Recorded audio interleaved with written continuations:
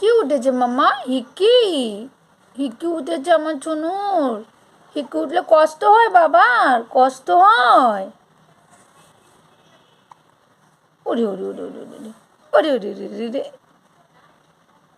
হুম, আলে হিক্কি, দুষ্টু হিক্কি কেন উঠে, কেন উঠে আমার বাবাকে কষ্ট দেয়? হ্যাঁ, কেন উঠে হিক্কিটা?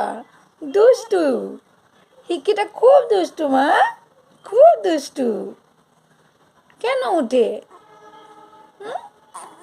ওলে ওলে।